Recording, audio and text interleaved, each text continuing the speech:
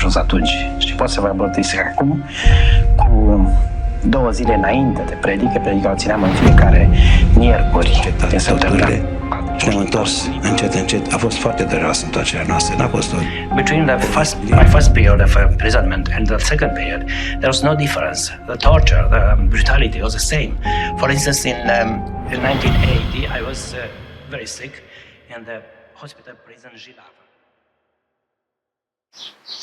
L-am cunoscut la spital. Am auzit că este bolnav, am mers să-l vizitez și l-am cunoscut.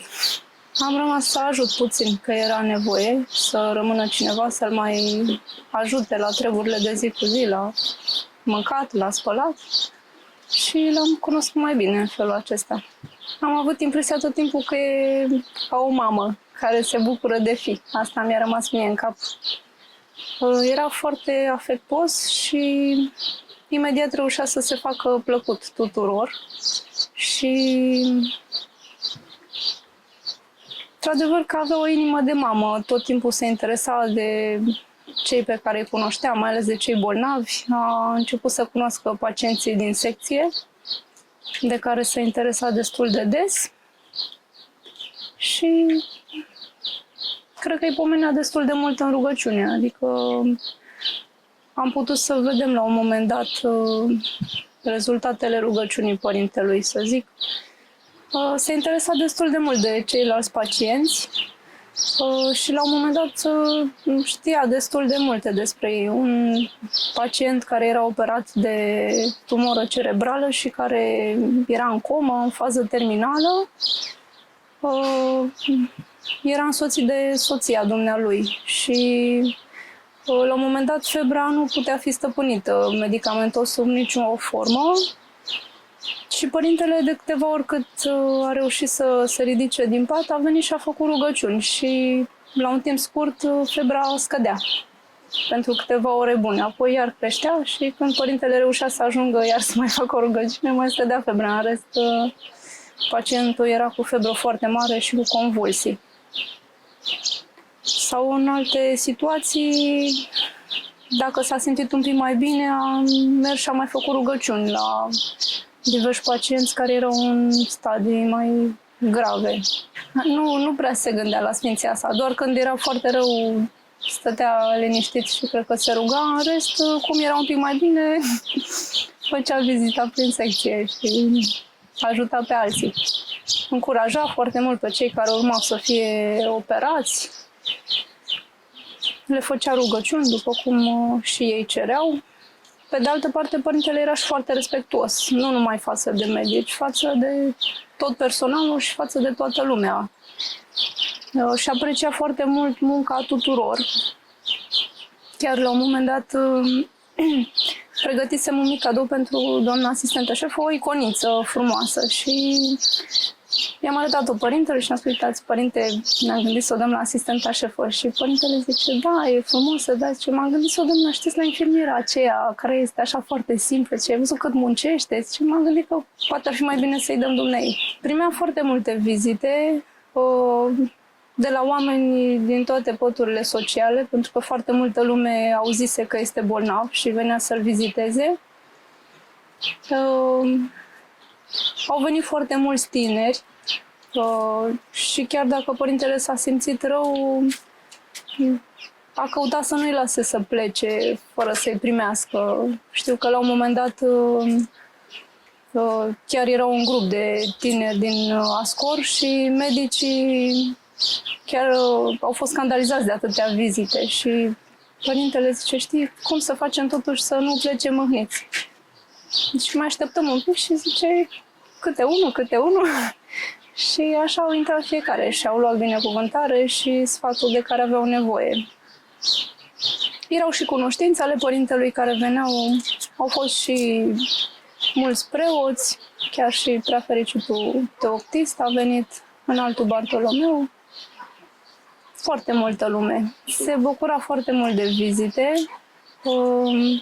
mai ales că pe foarte mulți nu-i văzuse de mulți ani, dintre preoții cu care mai slujise. Și de obicei, cu cei cu care se cunoștea avea dialoguri mai lungi, să spun, și ținea neapărat când plecau să se ridice așa în capul să se îmbrățișeze, deși pentru părintele era foarte greu să se ridice, să îmbrățișeze, că era operat și îl durea destul de tare abdomenul. Întâlnirea cu părintele a însemnat foarte mult. Întâlnirea cu un om duhovnicesc, un om de rugăciune, un om care tot timpul avea grijă să nu rănească pe cei din jur, care știa să rabde oricât de mult durerea sau orice ar fi fost nevoie. Un om de la care ai ce să înveți. Dureri foarte mari nu a avut aici decât post-operator. Stătea mai mult și ca și când ar fi dormit, deși nu dormea. Stătea pur și simplu și răbda. Dar a trecut prin stări grave legate de hemoragiile pe care le-a avut post-operator. Și tot așa stătea liniștit și se ruga. Atunci, într-adevăr, a cerut ca lumea să înțeleagă și să nu-l viziteze, pentru că era starea destul de critică. Despărțirea n-a fost ușoară. Mi-am dat seama că nu să-l mai văd niciodată în viață, pentru că starea sănătății era gravă și pleca și la un drum lung, deși în America avea posibilitatea să facă un tratament pentru boala sfinției sale, dar oricum boala era avansată și știam că nu va mai trăi prea mult. A fost greu să mă despart de părintele. După ce părintele a fost adus din America,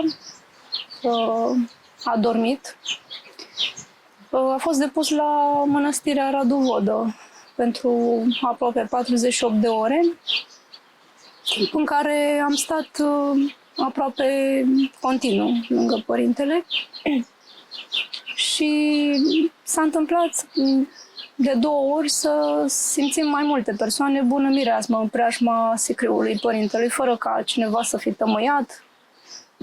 Nu era slujbă, era noaptea, târziu. Și fiecare a simțit, s-a uitat la cei din jur, a zis, simțiți ceva? Și tot am confirmat că, într-adevăr, era o bună mireasmă care ieșea de la părintele. Și a mai fost un lucru frumos care s-a întâmplat în ziua mormântării părintelui la Petru Vodă.